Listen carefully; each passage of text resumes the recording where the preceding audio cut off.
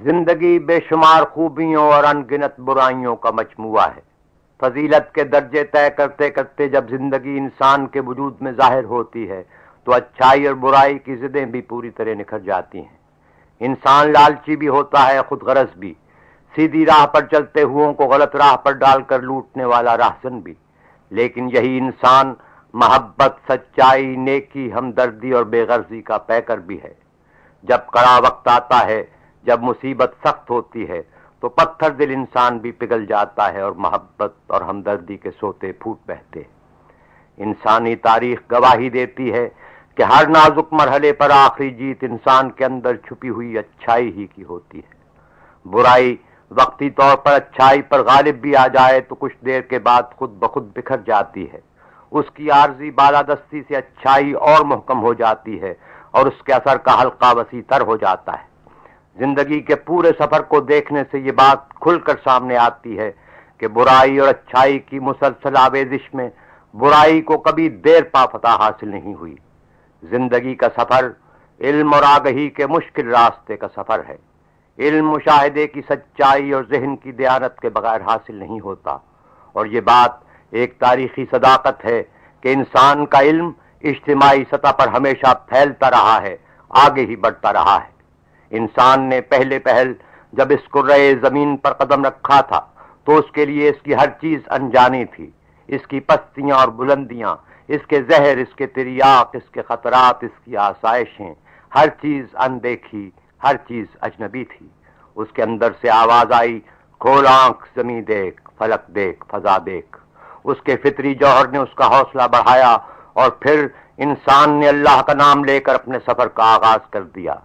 اس سفر میں ہر قدم پر نئے نئے مرحلوں کا سامنا ہوا، قدم قدم پر جسم گھائل ہوا، روح خوف اور اضطراب کی آگ میں جلی، لیکن سفر جاری رہا، علم بڑھتا رہا۔ زندگی کا اصلی جوہر سچائی اور دیانت ہے، اور زندگی کے وہ اجزاء جو سچائی اور دیانت سے متصادم ہوتے ہیں وہ اس اصلی جوہر کی نمود ہی کے لیے ہے۔ اس تصادم کی مختلف سطحیں ہیں۔ ایک تصادم فرد کے وجود میں برپا ہوتا ہے۔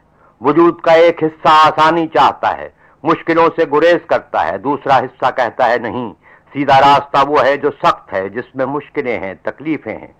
آسانی ڈھونڈنے والا حصہ جیت گیا تو انسان برائی اور بربادی کی راہ پر چل نکلا، لیکن اگر روح کے اصلی جوہر نے جنگ جیت لی تو قدم خود بخود اس راستے کی طرف اٹھنے لگتے ہیں جو علم کا راستہ ہے، خیر کا راستہ ہے۔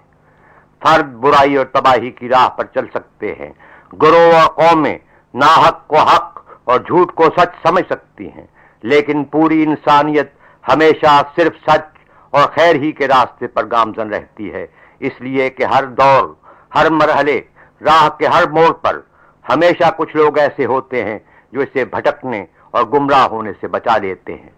یہ لوگ کبھی اپنے علم کے نور سے نوع انسانی کو صراط مستقیم دکھاتے ہیں، کبھی اپنے سچے عمل کی روشنی سے۔ کچھ لوگ وہ ہوتے ہیں جو اپنے وجود کی قربانی سے برائی کی راہ مسدود کر دیتے ہیں۔